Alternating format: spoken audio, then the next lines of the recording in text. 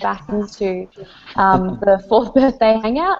As I mentioned before, we lost connection. We're joined here today by Fee, who did the amazing short claymation film called Grief. We're going to try and play a short clip of it now. Just a short clip, just to give you an idea. If you haven't already seen it, it's great. So we'll try and cut to that now.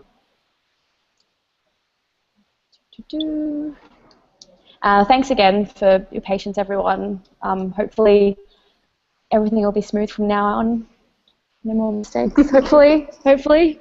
Fingers crossed. Okay. Let's actually go through and start with questions. So obviously when we'll have a look at, it's a short film that actually deals with some difficult issues.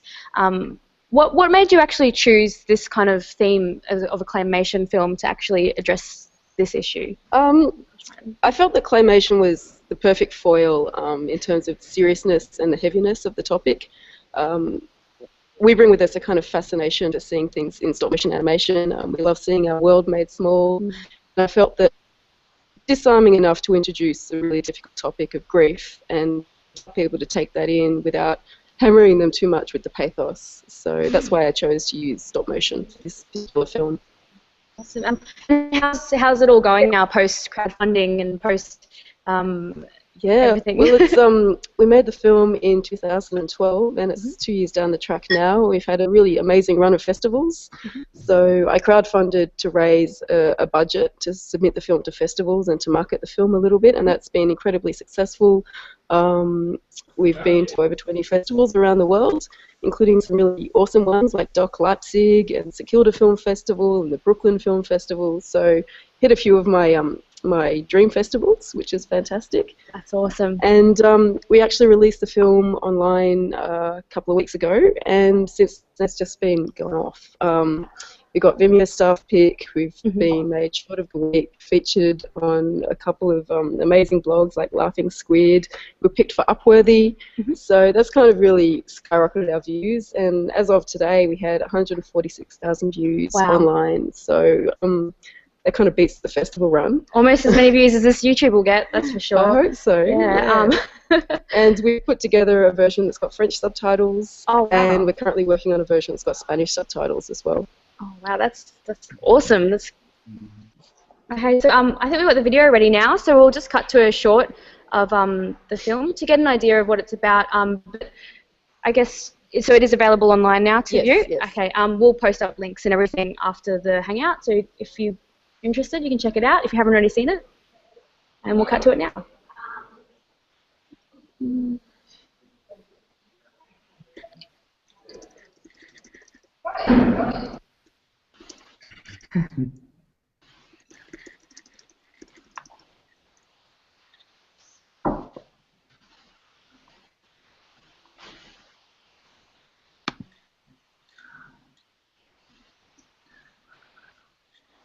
It was a really difficult but a very transformative time for me, and in the end it's turned out to be something really positive in my life. I want to share, you know, the positive side of grieving with other people, and I really want to find out other people's experience of what happened when they lost something or someone that they really, really loved. I think grief can be a catalyst for positive life change, you know, shaking things up, and it's not something you have to fear. In terms of how we made the film, we went out and interviewed a whole bunch of people about their experience of grief and loss, and then edited those interviews down to fairly short size, and then now I'm in the process of transforming everything into clay characters and little puppets, and I'm going to spend the next 6 months of my life animating them. So yeah, there's a huge amount of work involved making a stop motion film. I've already put about 6 months into pre-production on this film with my job, and I'll be spending about 70 hours a week locked in the studio in the dark. So yeah, there's a lot of stuff to do. After we've actually made the film, we've got to get it out to festivals and find an audience. So you know, we need to distribute the film, and that's why we need your support and, more importantly, your money. We need money for printing DVD. We need money to post stuff out to people. There's a whole bunch of hidden costs associated with making a film, and we need money for all of that. So I'd appreciate any support you can give us on this film, even if that's just liking us on Facebook or telling everybody you know about the film on Twitter. Yeah, we need fans. So thank you. Come and see us in December when the film's made. You can find out more on www.goodgrief.tv. Bye.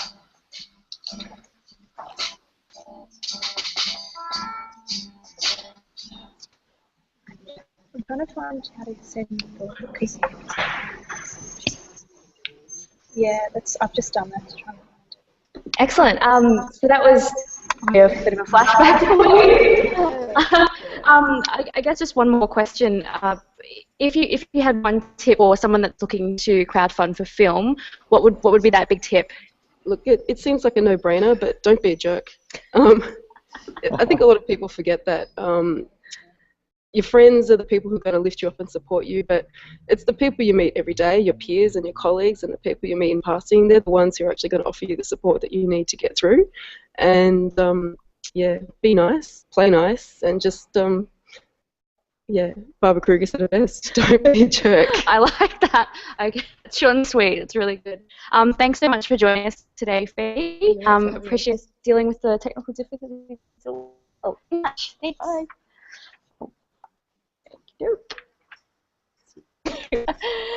So we've also got another guest in Pozible HQ today, and we've also got someone joining us in Sydney. That's the two behind the crowdfunding campaign for two documentaries. I was going to move that.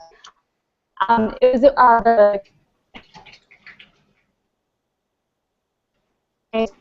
Blood Links and Friends of Dorothy. So we've got William. Hi. That one. Yeah. So I believe Jonathan's on the line. Hey, how are you? Yeah. So just put that one in your ear. Yep. Okay, yeah, and I'll share the mic with you. Yeah. Okay. Right. Awesome. Yes, as I said, Donna Chang's on the line in Sydney. So thanks for joining us for our 4th birthday. Hey, so Donna, I'll start with you in Sydney. Yeah. Thank you. Can you give us maybe a bit of an explanation around the two films that you have worked on? Yeah, okay. Well, I guess the two films form a trilogy of Williams that we're archiving into these films. So last year we made one called My Generation, which was we funded via the ABC, which was broadcast and went to the Sydney Film Festival, and that was really great. But then we struggled to find funding for the other two, which were Friends of Dorothy and Blood Links. So we've really, cobbled together the funding for those other two through Pozible and through other sources. And they're each of them, maybe William can talk to this as well, but each of them are performances that William's done in the theatre that have been translated into this 60-minute pieces. And Friends of Dorothy is about the LGBTI community through the 70s, 80s to now. Blood Links is about William's Chinese identity and his family. And My Generation is about the artistic community in Sydney through the 70s and William's friends like Brett Whiteley and Patrick White and Jim Sharman and Jenny Q. Yeah. So I guess, William, did you want to talk a little bit about the two documentaries as well, or I'll just have to turn it over to you?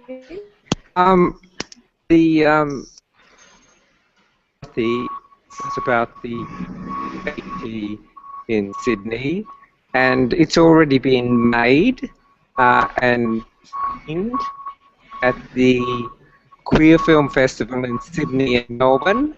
And it's also this week being screened at the Out Games in Darwin, so it's had quite a good exposure. And we're still making Blood Links, so it's in post-production. But we were thrilled to be possible to raise some money. I'd mentioned it before, And what I discovered, we actually, for Friends of Dorothy, which was the second one, I actually discovered that I put a post on Facebook every day, and that helped. So I kind of worked out how to build up a bit of interest in the campaign. Awesome. Yeah. I think we actually have a clip now of Friends of Dorothy. Like as you said, it was just recently screened at the Mardi Gras Film Festival, the Queer Festival, and I think it was on ABC as well. Yes, it was on ABC too. Oh, we were thrilled to get it on ABC because, great, yeah. I mean, that's like national exposure about a marginalised subject. Yeah. But I think that actually gay is actually becoming, if not fashionable, but there's a new reading of gay at the moment because it's on. It's not so threatening to the general public, and I think that people just read it now as history. So I think we click now. So she's going to cue that up now, and we'll have a look at what it's about.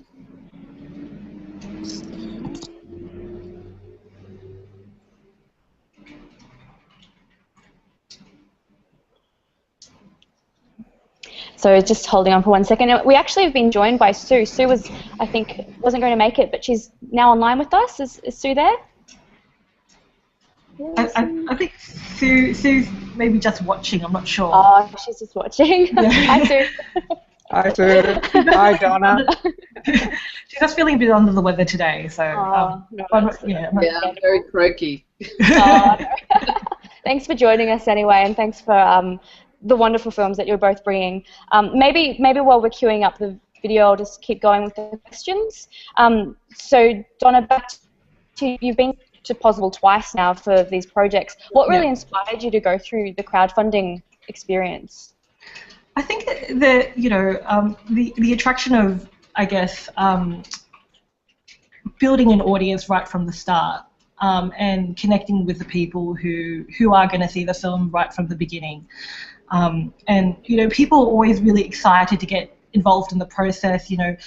Especially when William was doing that thing where he was posting up a photo every day, because a lot of William's photos are from the past, and there are actually a lot of people who feature in his photos of Friends of Dorothy. People would, comment below on Facebook and go, oh, I remember that place where we all used to go, or I remember that person.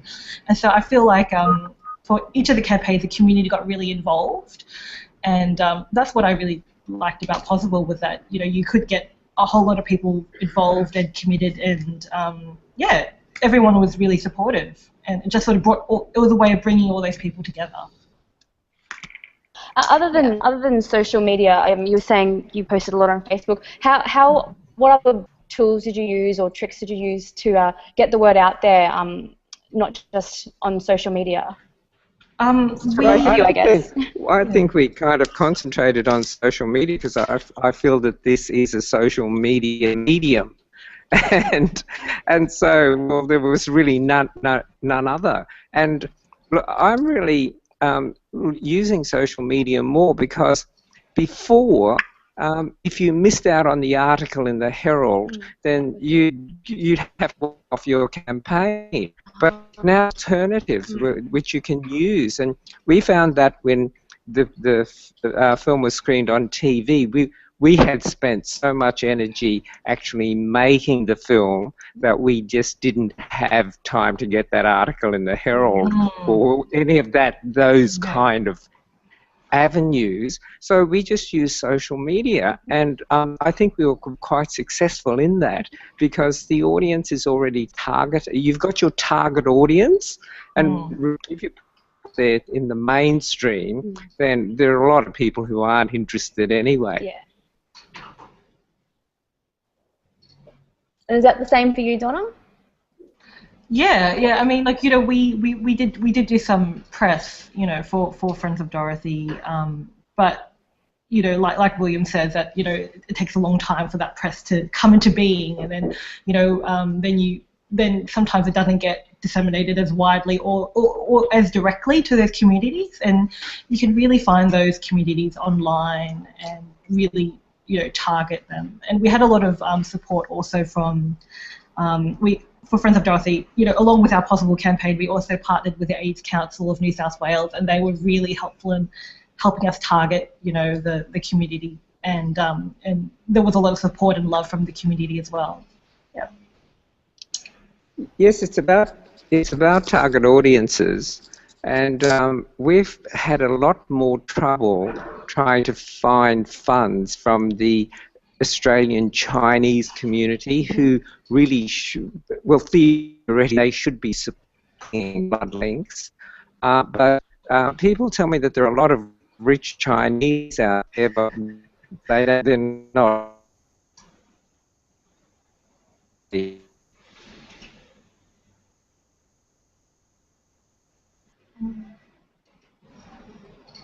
Had a lot more trouble. We struggled to get funding for blood links.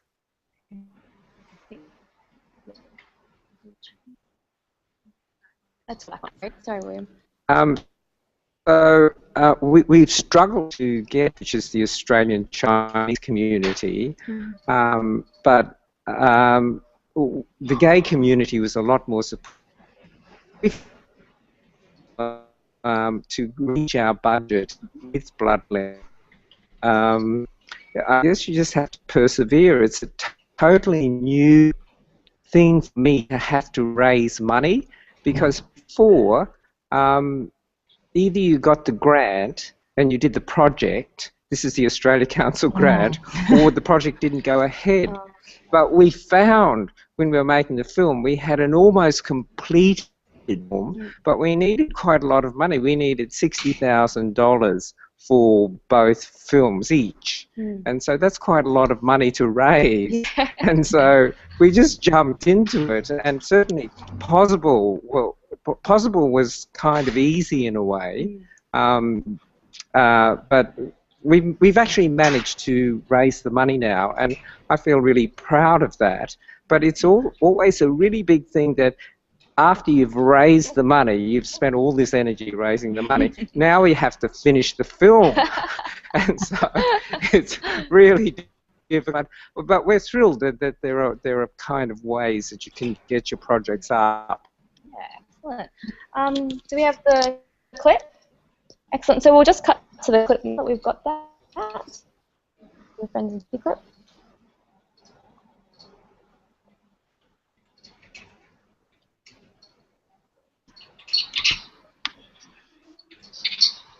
Just going to mute everyone.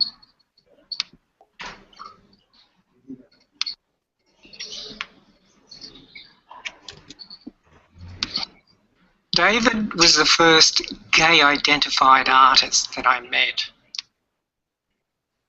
He took the song Secret Love and made it about coming out. And that was very much the mood of the 70s. I saw a film at the Paris cinema, Word Is Out. It confirmed that gay liberation was a worldwide phenomena, and we were part of it. A community had formed. Sydney University had a student gay group, and Camp Inc. was a coalition of gay men and lesbians. It held meetings at Balmain. Fulbright scholar Dennis Altman had written a book, Homosexual Liberation and Oppression. It was published in 7 countries. And he became a media spokesman for the movement. I never went to the meetings. I only went to the parties. One of the places where I used to photograph was a sauna in Kensington called Ken's Karate Club, or KKK. It was owned by a drag queen called Candy Johnson. Candy liked to do shows around the pool, and she'd let me photograph them. It was really a chance for me to get my camera into the sauna.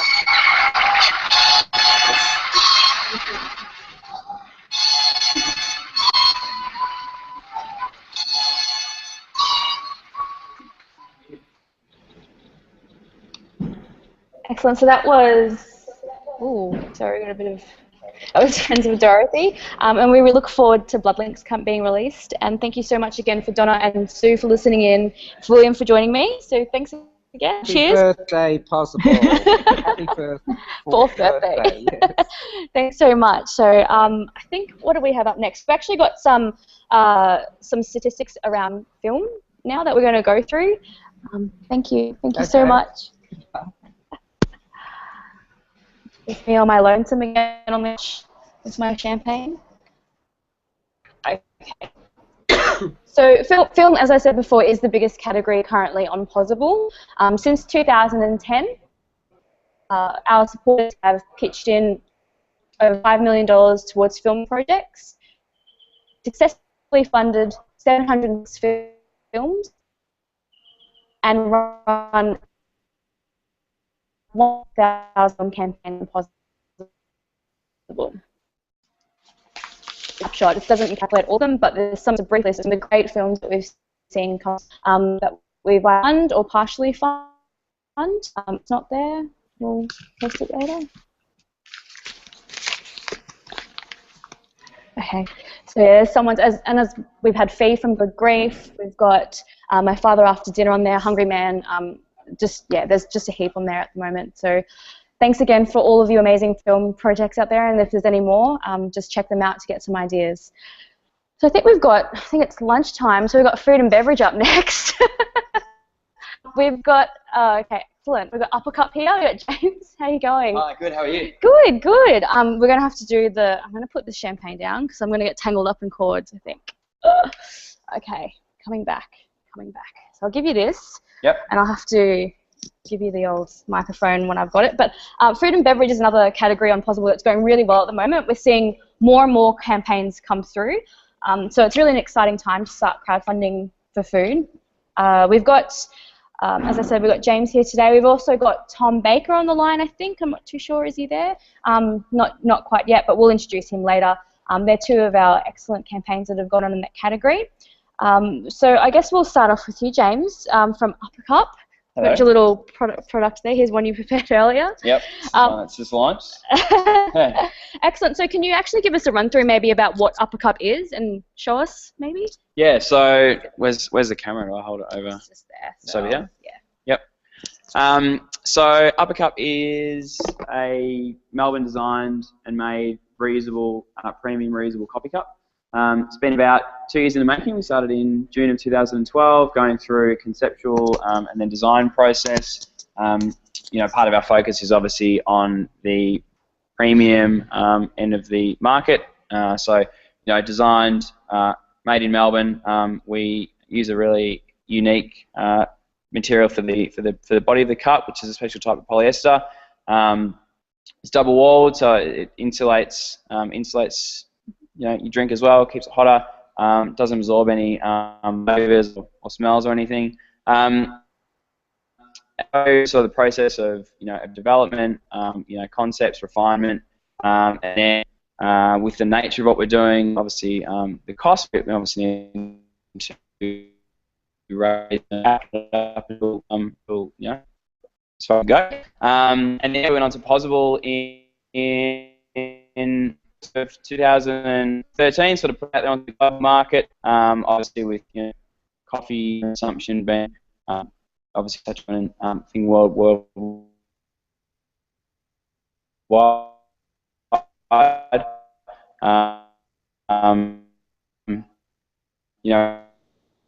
Just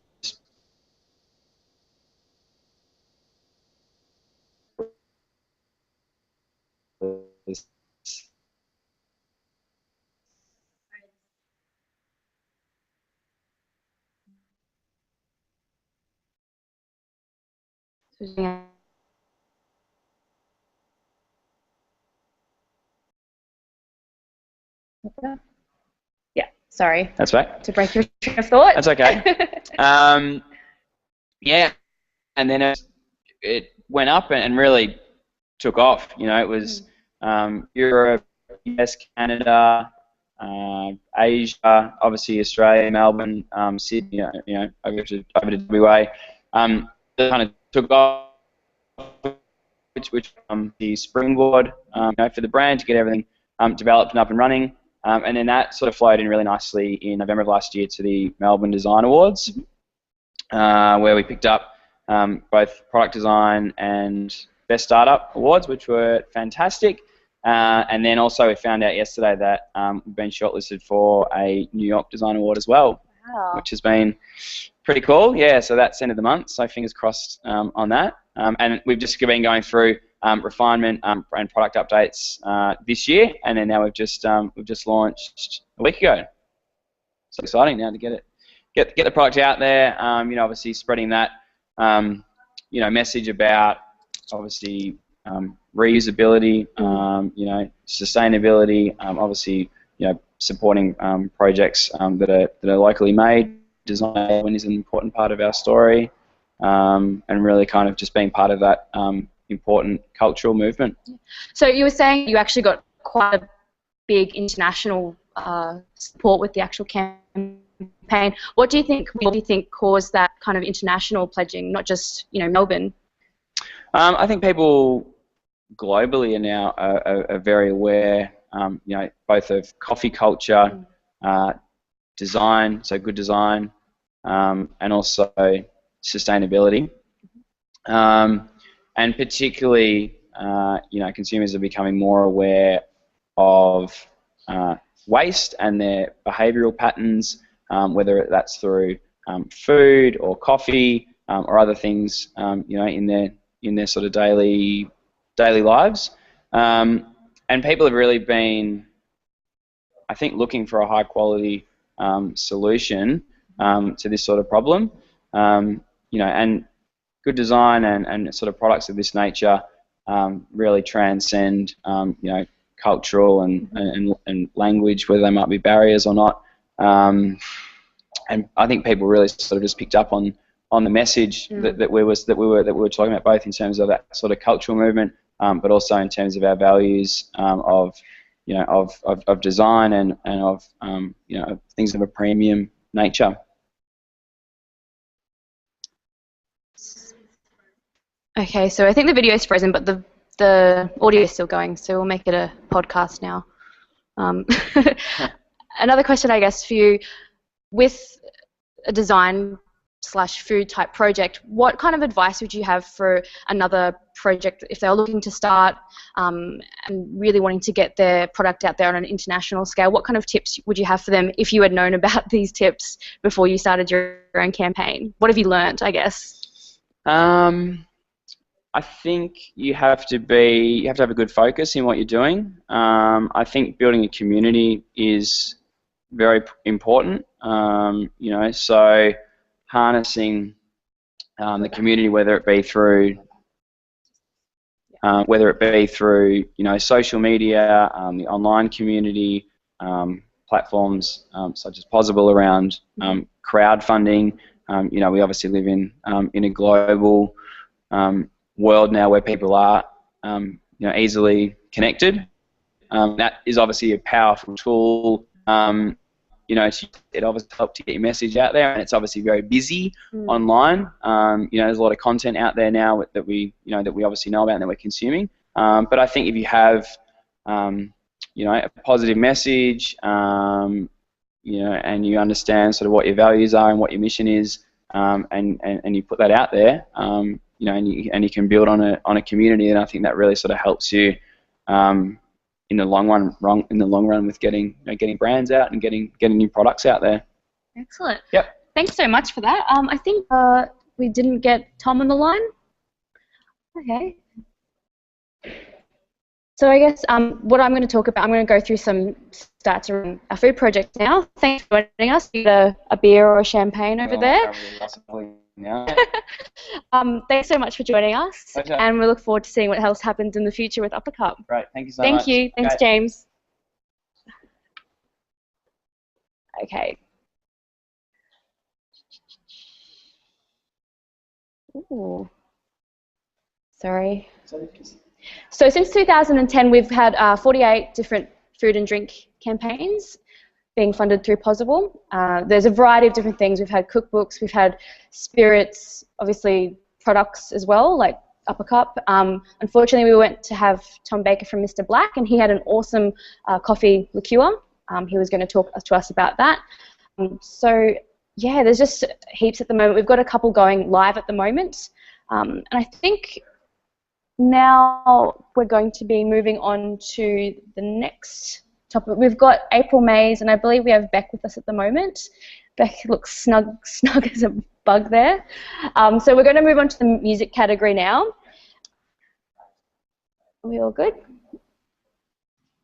Okay, so we'll start off with the April Mays. They're a music duo, and they were recently actually featured in Time Out magazine for showing their being a prime example of 70s style music. They were recently part of our awesome Pozible residency, where we actually opened up the headquarters here in Melbourne and invited some soon-to-be crowdfunders and ran workshops, offered lots of tips, and started to swap stories with them. So the pair are currently actually running a campaign right now, and we're really excited to have them here with us today to celebrate. So welcome to Todd and Savan. Hi, everybody. Hello. Hey, how are you going? Good. We're a little bit cold. Yeah, we're out in Hillsville in the Yarra Valley. Well, I've got one then. Gotta get the fire going. Yeah. So, like I said, you're currently running your campaign with us for your new album. It's got 2 weeks left. Are you getting close to hitting your target? I think so. We're at about 80%, I think. So that's quite exciting. Yeah. We're getting there. I'm still a little bit nervous, but, you know, it's going quite nicely, so I think we're okay. So, as music is a big category on Pozible, what do you think are the ways that you've used to kind of get your project to stand out or really get traffic onto your site? Well, we've spent a lot of time building our email list through touring.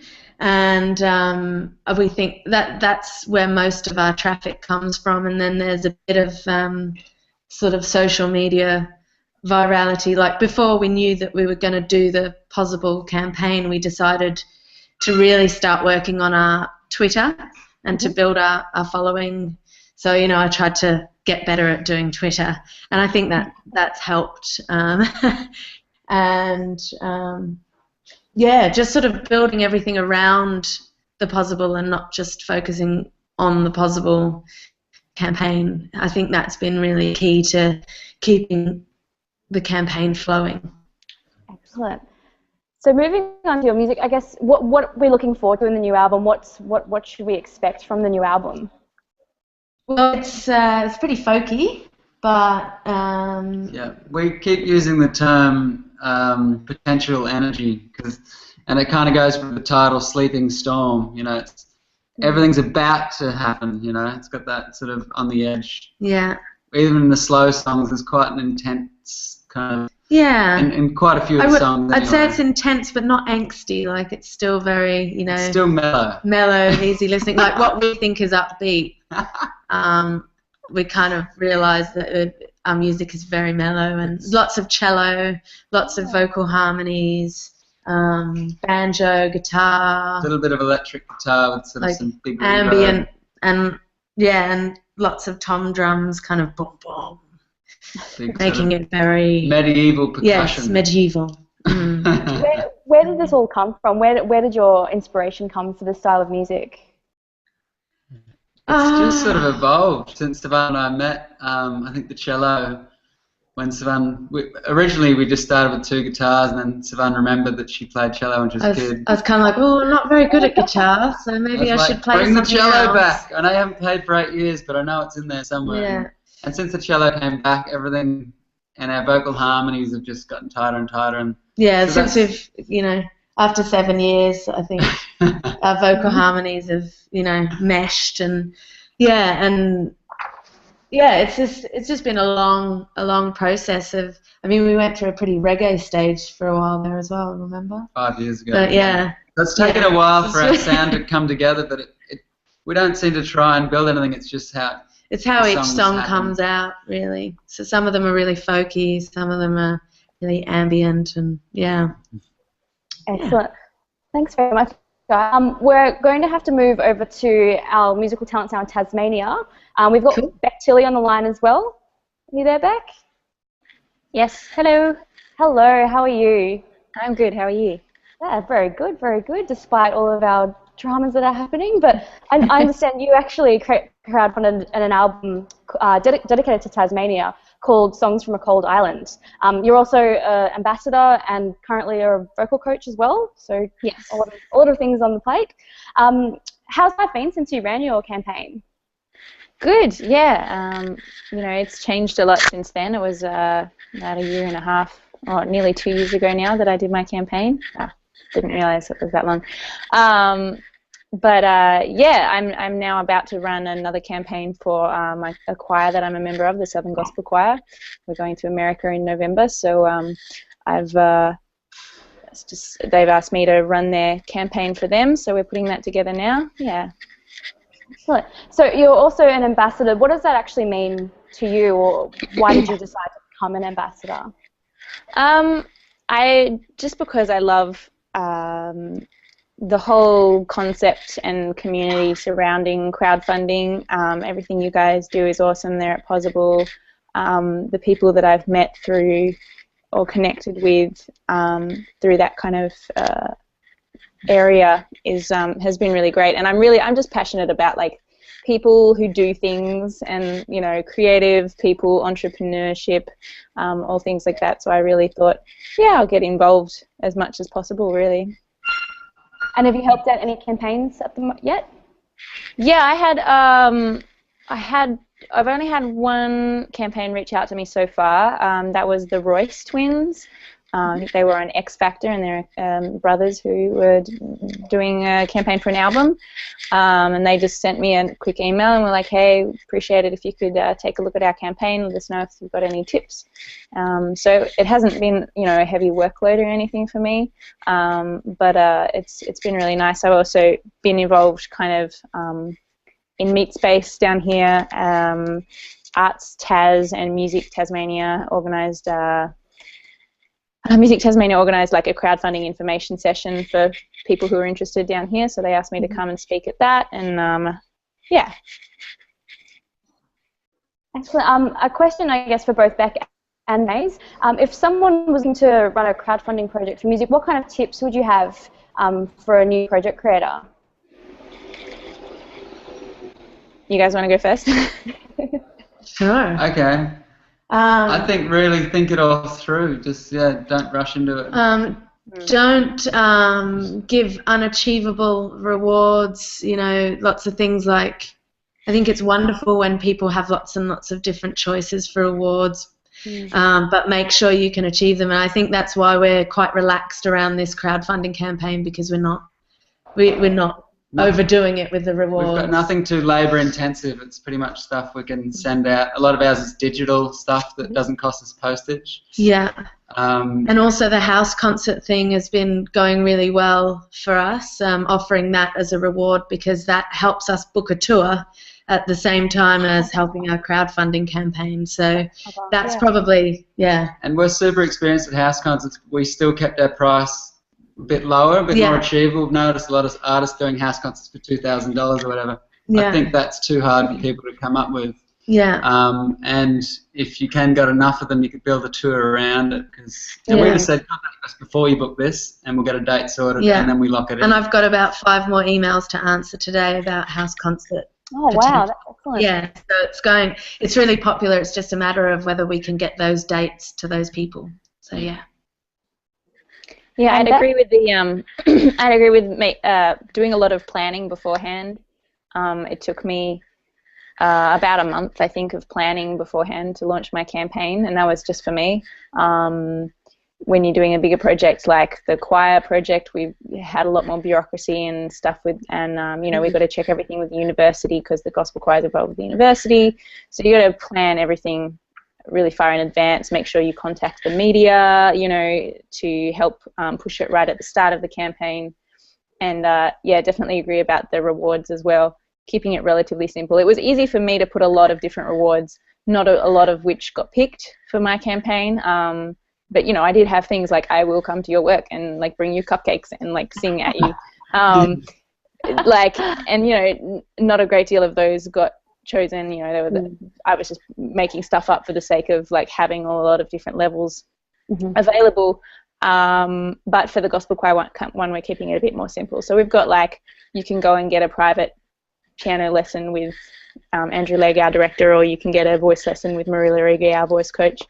So there is stuff like that, but we just were let's not, because there are so many people in the choir. We could be this person can offer you this thing, and this person can offer you this thing. There's lots of great talent there, but we didn't want to overcomplicate our task. That's great, guys. Unfortunately, we need to kind of keep pushing on, but thank you so much for joining us today. So April will be posting their link later after the Hangout, because their campaign is still ongoing. And thanks again, Beck, for joining us as well. No worries. Thank you for having us. Pozible, you're awesome. Yeah. Thank you. Thanks very much. We're actually going to skip now and do some information around our music campaigns. So we'll just skip to that now. Another transition. So we'll just get those statistics up.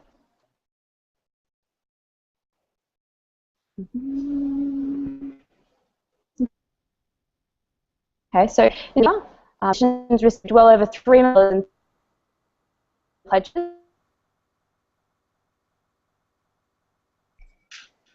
I spilled champagne everywhere, including Eskimo Joe's album, Wendy Rule, and 12-Foot Ninja. I think we're actually going to push the couch out a little bit now and change it up just a bit. We've got some exciting guests here now. I'm just going to hear me. We're going to try and speak as loudly as possible. We've got the IRL shooter guys here today, Drew and Zoe. You may have seen their last campaign. It's been obviously the biggest campaign that Pozible's held to date, and they've currently got their new campaign, Lazarus.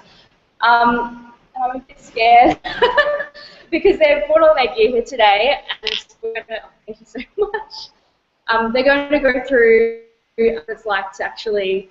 Okay, I'm just going to ask you to come over now so you can show everyone why I'm so scared. So, camera's there. Let's get anywhere and I'll move it around. You want to do it? Maybe I'll stay back. I'll be back here. Awesomes. Okay.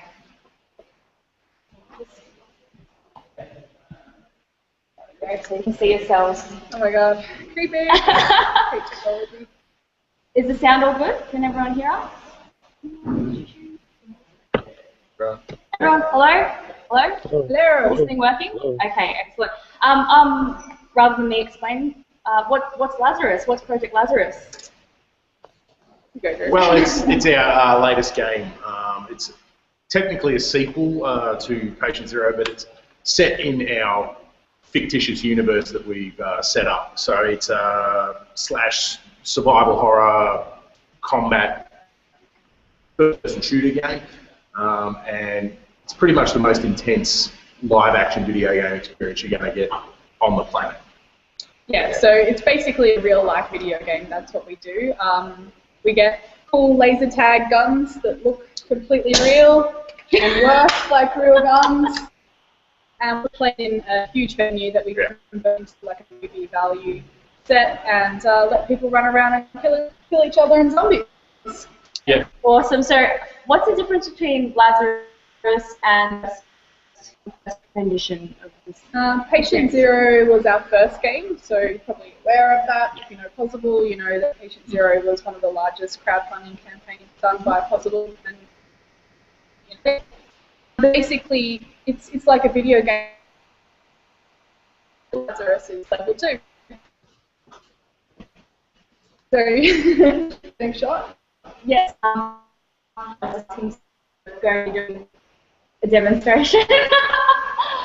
Unfortunately, no one at Pozible's game enough to do a live demonstration, but you have, I understand, a pain belt. Yeah. Is that what it's called? Yeah, it's our way. The one thing we did very well with Patient Zero, with the atmosphere, we created an incredibly scary venue to walk around with. The main feedback we got from players was there was no physical threat, and that's. So you gave the people what they wanted, basically. Yeah, basically. They wanted that physical threat. So how did you make it? How did you design it? We didn't design it ourselves. We've got an electronics company over in the US that we work with who have developed both the guns and the pain belt. And players can choose to have the pain belt as an optional add-on. But basically, it's a little device that you wear around your stomach or your chest, and it sends an electrical charge to the belt when you get shot. So it's a very minor electric shock, basically. That's how we work it. So when you're getting attacked by a zombie, you'll be feeling pain. Yeah. A real. I'm glad we decided to try that out. I actually have seen it live. I saw you guys at Supernova. What other events have you been going around to and trying to promote this campaign? Because obviously it's a huge. We try to hit up all the gaming specific ones. We're at PAX. We've done Comic-Con. We've done the new ones. So we've got a couple more coming up later this year. We'd love to go over to South by Southwest. It's on the plans. So let's see what happens. So when are you next going to be? Where's the next venue in Melbourne? Oh, top secret, the venue is top secret. But Okay. October 3rd this year is we're opening night, and then it's an 8-week season. 8 weeks. And then, after that, it'll be a new game. That's so exciting. So obviously the campaign's still going. I think you guys have got 25 days left. Is that right? Yep. So what kind of, if someone hasn't seen it before, what kind of rewards do you have for this campaign? All of our rewards are ticket-based rewards. So starting from $20, you can be a zombie. So if you've ever had the fantasy of running around and chasing and biting people, or wondering what it would be like to be in the apocalypse, this is your chance. But we also sell shooter tickets. So returning players get a special pledge of $95 and new players of $105. And that basically equates to an hour of game time using our badass weapons inside the facility. An hour? Yeah. That's a lot. Do you have to be really fit? You don't have to be, but the last game we had people come out drenched in sweat. That's We awesome. had some drinks throughout the venue, so so people could stop and have a break. It's real life, so it's not like you're going to be running for an hour or anything like that, but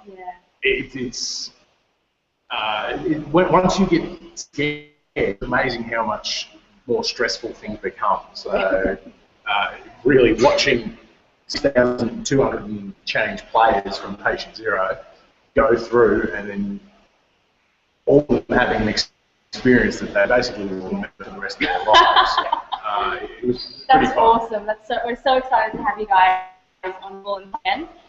Thanks very much. Thanks for not shooting me. So that's great. That's all. No. Thank you. Sorry.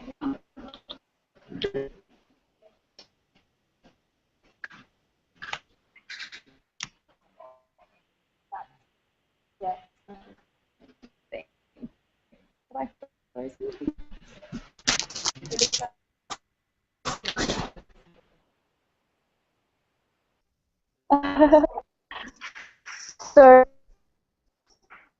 through thank you. Our shooter was our biggest campaign, but we'll do some more other that we've had on the platform. So our shooter, Gear 1 is currently live as well. It's a band similar to Tango Underpants, the Rider East Coast, Gaby Bay, our big projects, and we're really happy to have them on board. Hopefully see even more of them on. Next. Oh, my face.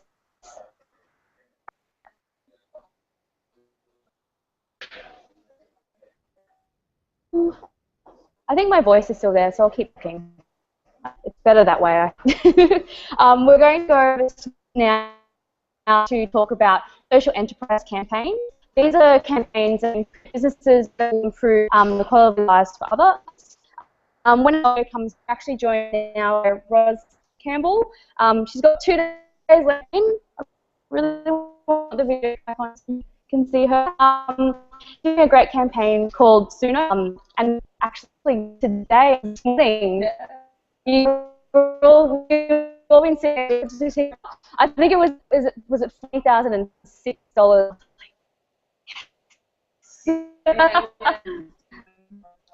Oh, just give you this. So we're doing the iPhone very technical here. Okay. the camera's not working. Hopefully, the present that I got you. Come on. Maybe we could play.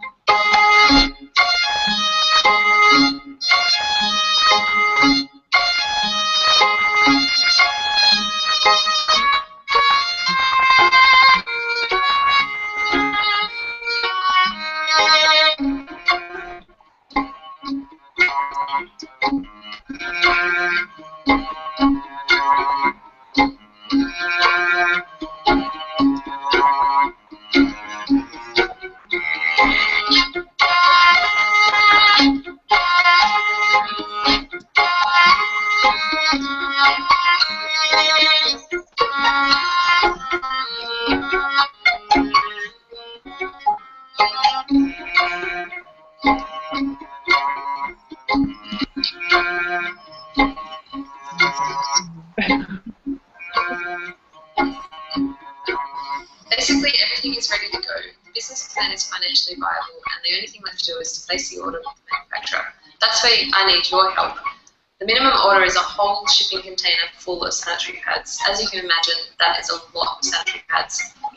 That's a lot of sanitary pads. A lot of sanitary pads. It's a lot of sanitary pads. And so far, I've got my friends and my mum on board with buying this product. But I want to see if the general public, that's you guys, are interested in supporting this project.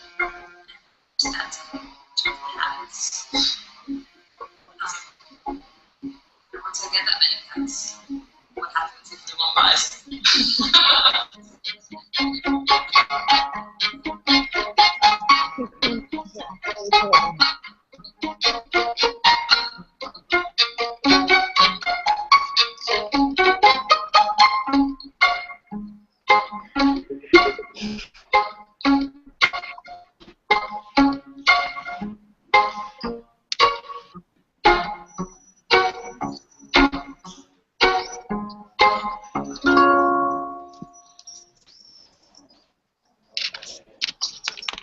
That little, yeah, was a little campaign trailer that we just saw.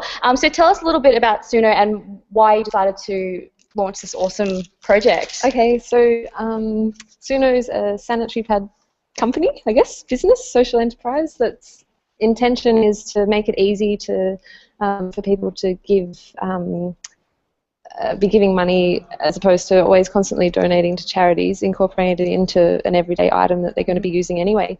I had the idea when I got really inspired by a business, an American social enterprise called Sir Richard's. It's a condom company, and then at the same time, this was a couple of years ago when I was studying at uni, the next class we had was a talk from a local charity founder. The charity is called One Girl, and she was telling us about what it's like for girls in Sierra Leone specifically to go to school when they, what it's like when they get their period and how it affects their ability to go to school and what they use. And I was really shocked by the whole story. I was just like, I'd never even considered what it would be like for someone if they didn't have enough money for food, let alone sanitary products. And yeah, I guess over a few years it just evolved into being Suno, but I found myself in the position that you see in the little clip with this idea, but not knowing if people were going to take it on board and support it. So yeah, that's why. Oh. So relieved. Yeah, we're all very excited for you as well. What actually drove you to choose crowdfunding as your way of getting the message out there, I guess, and raise money? Well, it just seemed like the best way for, obviously I need customers for this business to be sustainable and for it to happen. So I thought it was much better to try and raise the money that way, using lots and lots of little support payments, basically pre-ordering the product as opposed to getting a bank loan or a traditional method of finance, with the risk associated with if no one buys it in the end, I'll be left with this container full of sanitary pads. So it was really like, as you saw, what am I going to do with that many pads? They make really nice birthday cards. Oh, look, we'll have to take a photo of that later. Happy birthday, Possible. Oh. Nothing says happy birthday. Yeah. So 50% of the profits are going towards a charity, is that right? Yeah. How will that actually, where do you see that money going to? Well, it's going to be, I haven't got a charity partner Okay. yet. It's going to happen when the actually business is generating a profit, but I've got, I'm only going to be supporting charities that are registered with the ACFID Code of Conduct, which ensures that they're, accountable and transparent with what they do.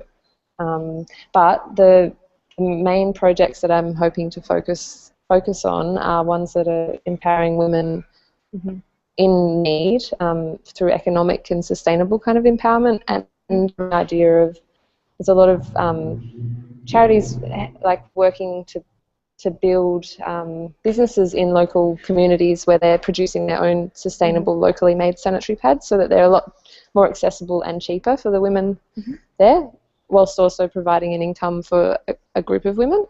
Yeah, that's the kind of intention. That's excellent. Yeah. We've noticed along the track with your campaign, you've had a lot of support from brands. Like I think Kester Black came on board and helped you out. How did that all come about? How do you think why did it all resonate with them so much? It was, I guess obviously it's something that people, when they hear the story, I'm sure every woman hates getting her period, and when you hear the story about having, like, what you would do if you didn't have access to, it just makes it so much more. It's a bit of a light bulb moment. You go, you're like, how lucky are we? And Kester Black, it was to be honest, it was quite easy to get these businesses on board. I just had to send them an email and ask and see what they were interested in doing. And Kester Black blew me away. I was expecting her to say she might donate 10 nail polishes, not 400. 400 was, oh wow. Yeah, amazing. So the first 400 subscription pledges. Yeah, that's so great. Yep. Do you have any tips for someone that were looking to actually do a campaign around social enterprise? It's a very different approach to music film. Definitely. So what would your tips be? I'd love to write them all down. You should. Now that it's been just funded this morning.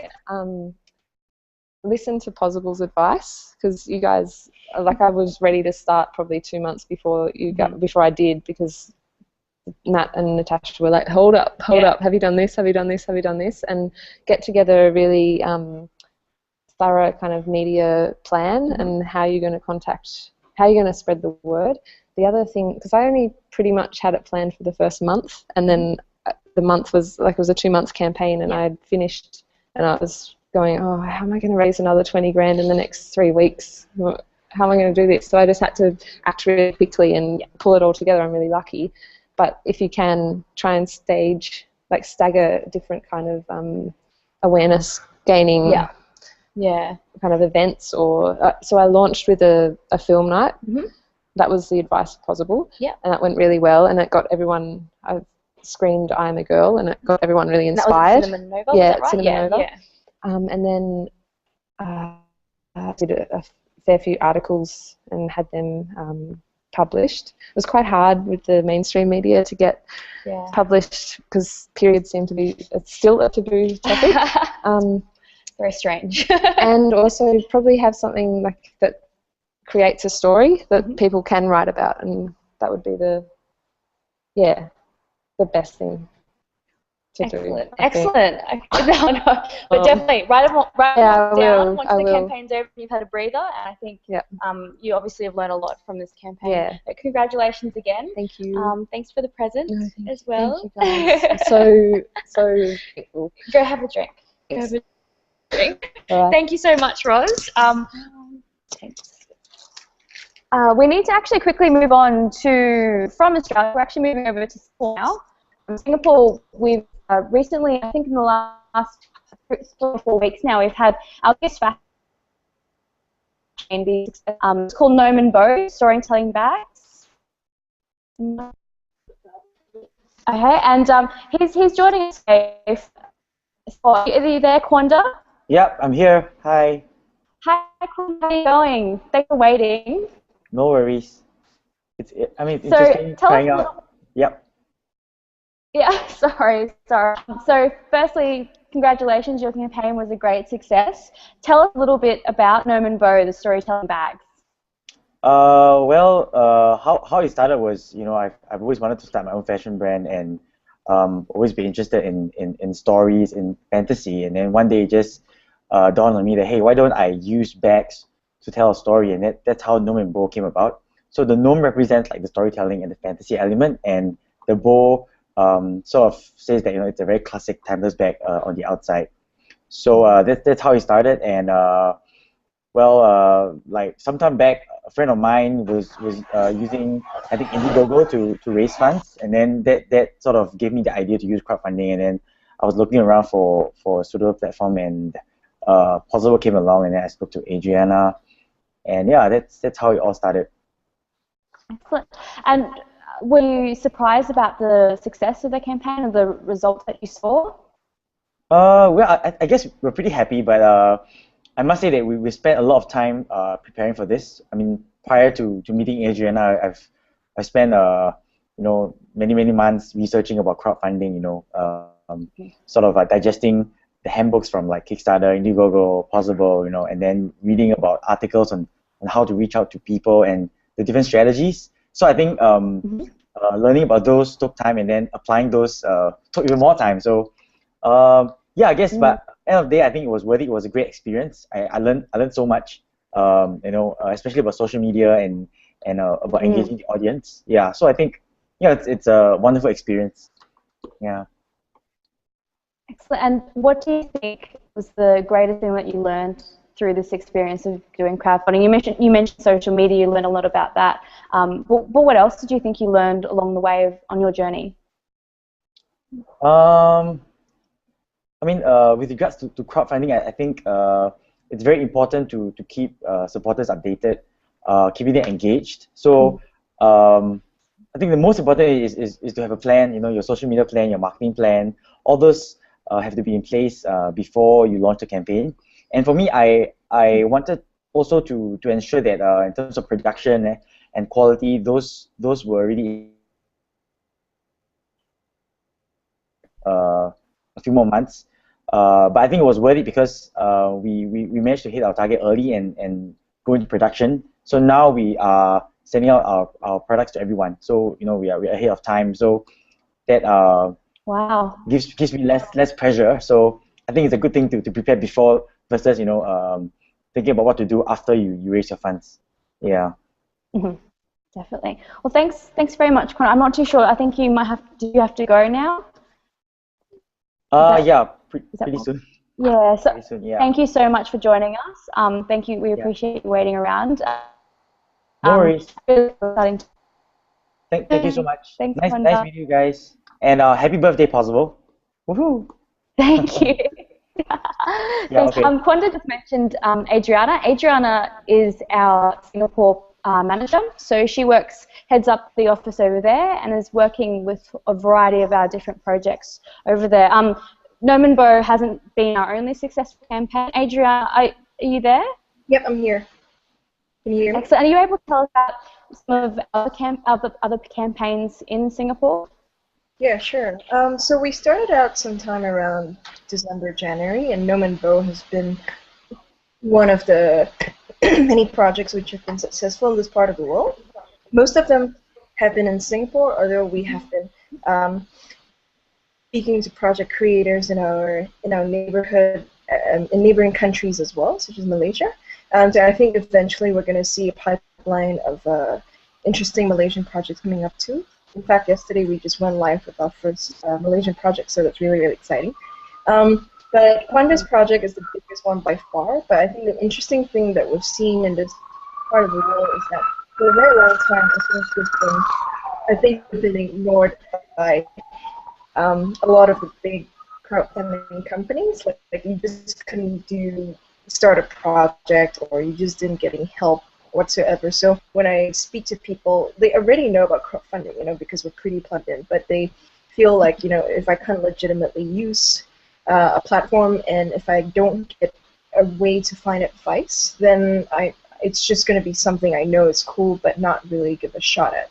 So I think by being out there, giving workshops at a time, and going to events, and then actually meeting individual project creators and saying, hey, I'm going to rewrite your description, and I think in Kwanda's case it helped him move some bits of his video around so that it would fit the message of crowdfunding in a clearer way. I think people really appreciate that sort of assistance out here, because they also place a lot of stock on the personal touch. So other than Kwanda's project, we've had projects like the Himalayan Mud Project, which is a group of Singapore-based photographers and vets who have gone to Nepal just last week, I think, to help the community in rural Nepal sterilize some dogs so that they would get better at animal welfare. So it's been interesting because some of the rewards have been, due to the project, will name one of the dogs after you, and a lot of people found it really, really, really cool.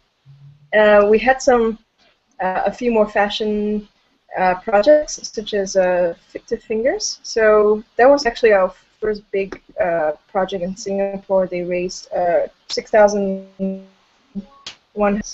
They needed some space to set up a studio so that they could do the indie textile prints that they're known for. So that was really awesome. I wish we could have them here today, but I think they're not available.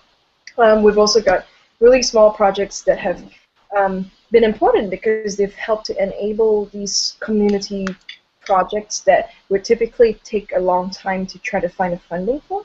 So I think in a couple of months we'll get to a point in Singapore where people, due to the successes of projects like Kwanda's and other project creators, they will realize that, this is an option, and even if I don't know anything about it right now, I consider crowdfunding as an alternative to what I would typically do, and I could actually get started right away on some of the projects I care most about, whether it's $500 or $50,000. So that's what I think we're all really excited about. I think Kwanda's friends who contributed, there were like, 200 or more of them. Probably the first time for most of them participating in crowdfunding anyway, even just supporting or pledging. So I think that would sort of help to spread the word that we're here and we're available, and we can make things happen for you. We've also teed up a partnership with Open Learning it's a massive online course. Is that right? I think it's around I'll be running crowdfunding campaigns. But about that? Oh, sorry. Yeah. Adriana, sorry. Can you hear me now? Yep, I can. What did you say? Excellent. Oh, sorry. I was asking about the partnership that you did up with Taylor University and Open Learning.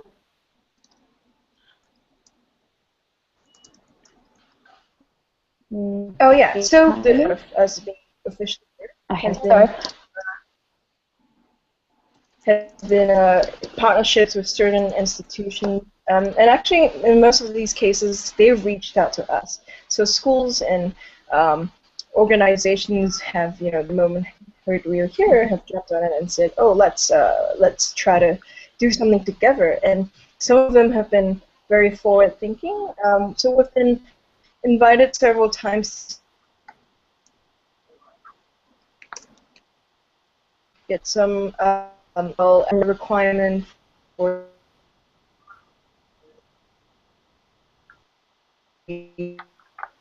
students process of learning on their own and then thinking of an idea, whether it's a business or a social cause, and then to start a project. And I think they're actually even being graded for it.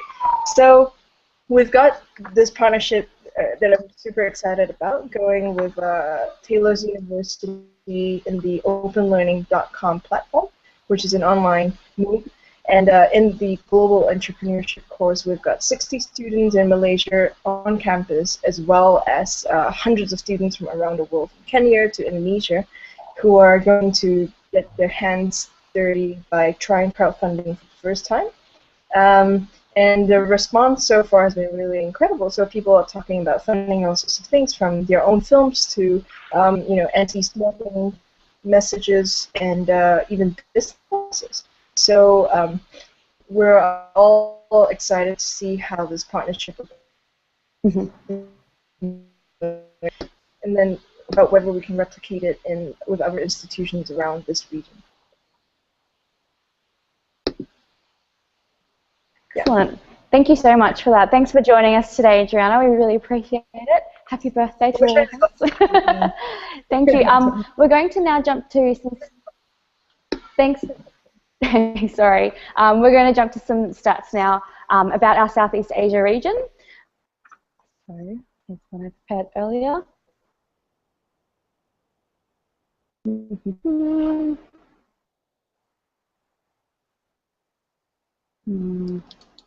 There we go. Oh no. So, as I said, we've set up offices in Singapore and Shanghai, with Nomenbo being the biggest ever fashion campaign. Giano 1 was the smallest band from China that's sold out and hit its target in, it's hit its target, in 1 minute. And High Remote is also from China, it hit its target in 15 minutes.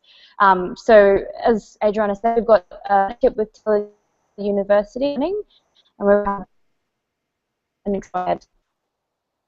Now, last but definitely not least, we're now going to be joined by Rick, and who is in Sydney. Just say Rick. Excellent. Happy birthday! Happy birthday! So, Rick and Alan are the co-founders of Pozible. They're the brains trust behind this amazing world that we all work in here. Did you guys ever think that it would grow this much to where we are today? Yeah, to some extent, but I think it definitely surprised us about what Pozible is heading into. Yeah, it's a great venture. It's a fantastic kind of experience. Actually, it's it's awesome. And what about you, Alan? Alan? Yeah, I'll just put me off mute. Can you hear me okay, yeah? Yes, we can hear you. Yeah, it's quite noisy here. We're just at Christchurch in Sydney, but yeah, it's been an exciting ride, actually. I don't think anybody really expected that crowdfunding would take off in such a way, so I think we're just very fortunate to be part of it and enjoy the experience with the projects that have been successful through us. So yeah, so, I think we're just very fortunate, you know. So. Some of us may have already heard the story before, but can you, for everyone else, tell us how the whole Pozible world started? How did you guys meet and how did it start? Right, yeah. I met Alan as a friend when I was studying in Sydney, and we actually met on a road trip driving from Sydney to Noosa. That was a really kind of a Christmas holiday sort of trip, and then we become mates, and then we kind of found our skill sets works really well together.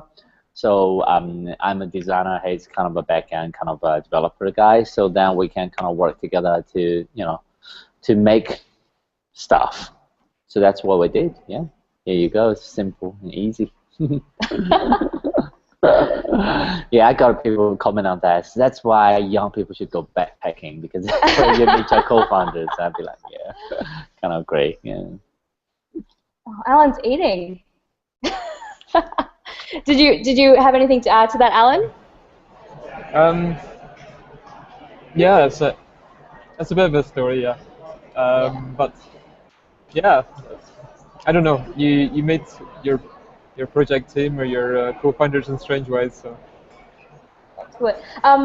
Now, Rick, again, you recently set up the office in Shanghai, so we've started to see projects come through. How is that all going? We've had, I mentioned in the stats before, we've had Geno 1 and High Remote launch and going really, really well. How did this all happen? Oh, well, I'm Chinese myself, so I always wanted to, being kind of keep an eye on how the Chinese crowdfunding industry is developing at that stage. So when I was recently visiting home, I kind of met a lot of interesting people and doing amazing stuff. So I think it'll be good for Pozible to be able to actually take their story outside of China and show it to the world, and also to have accessible, good design stuff coming out of China at a very affordable prices. It's very important as well. Yeah, so it's going very well. Speaking of projects, do you have a favorite project each? At the moment, my favorite project would just be Geno 1 because I actually picked that project myself, and I'm a big fan of what they do and the quality. I actually went to Shenzhen, which is the city they're based in, and met the co-founder in office. So that sort of thing. Made an effort, and then they turn out working really well. So I'm pretty happy with that. Yeah. About you, Alan? I suppose I think for Rick and myself, we always remember the first few projects. The most.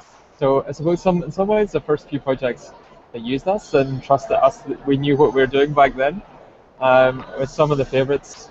And also I like new applications of crowdfunding. So attended an event last night, and Mr. Black was one of the guys behind the bar serving his new coffee liqueur.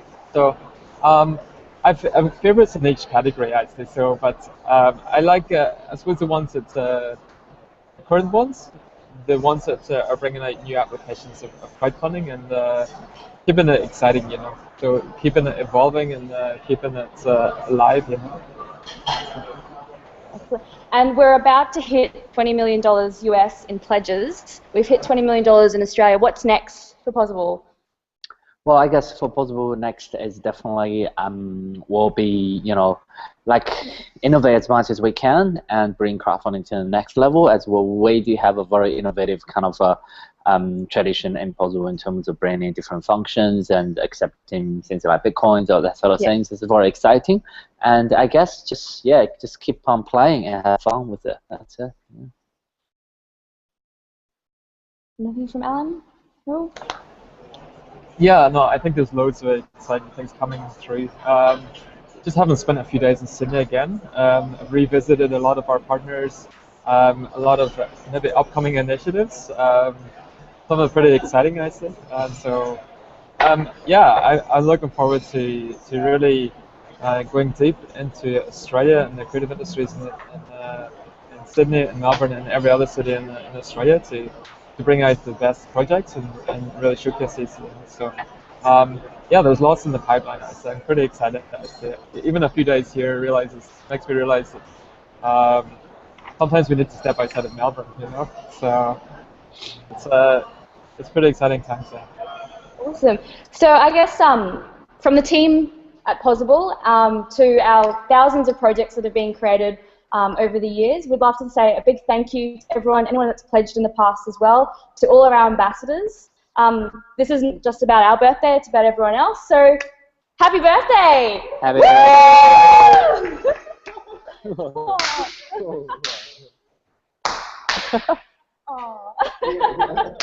Thanks, everyone!